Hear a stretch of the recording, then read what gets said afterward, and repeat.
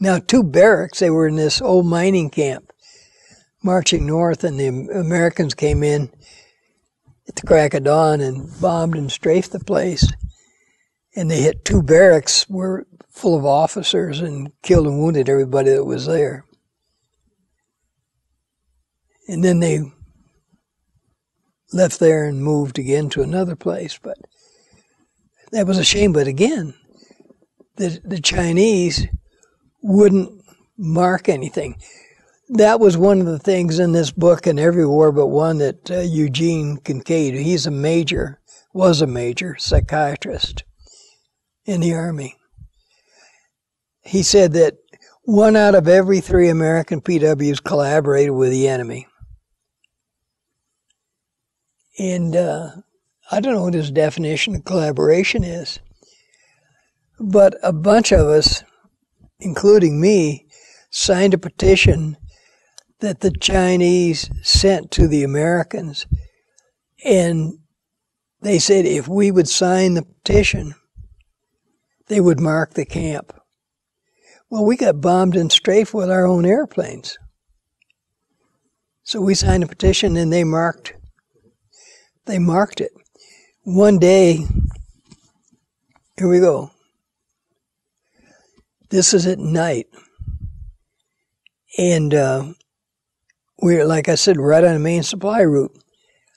And the Chinese, the early warning sign for the Chinese would have air guards out. And if you flew over the Chinese lines, this air guard would hear you, and he would shoot his rifle. Fiji la la. An American plane's coming. And way off in the distance, you hear this pow, Fiji la la. And that was how they warned everybody about airplanes. So they had this vehicle, a truck. And as I said, we were very close to China. He thought he was pretty safe.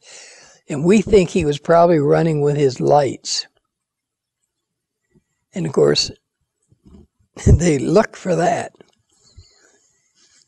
And right at the outside of this village, the road forked. You had the main supply route and you had another road that went off at an angle. And this pilot, for some reason, got off on the angle. That probably the driver was warned and turned off his lights. He went straight. Pilot got off on the angle. And like I said, 10 of us slept in this room that was 10 feet wide and 14 feet long. And we heard this tremendous racket. And we threw open this door. And this plane was so low, we could see the flash from his 50 caliber machine guns. And he's shooting right down this. You see the 50 ricocheting off the road. He was looking for that truck. And he flew right over the sign marking the camp. And he flipped up on his side, flew around. And we were, it's funny about habit. You wouldn't go out in public without your pants, right? We wouldn't do that. And so here I am trying to get out in this ditch, and I'm trying to put my pants on. I had one leg in my pants, and I couldn't get the other one in. I'm hopping. Finally, it dawned on me, what are you doing, dummy?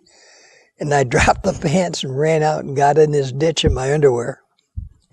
Here comes that plane.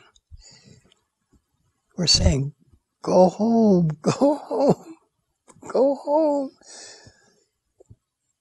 And he flew right over that sign again, flipped up, looked at it the second time, made a circle back, came right down that road, and flew right over here, this roar, I mean, you know. wagged his wings and took off. But he didn't shoot anymore. I mean, if he dropped a bomb, there's no telling how many people he would have killed and wounded. But that was the advantage of having them marked. And maybe Kincaid thought that that was collaborating with the enemy. We thought it was saving lives.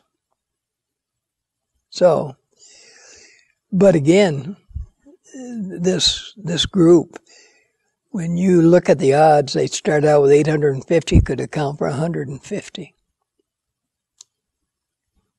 Pretty tough.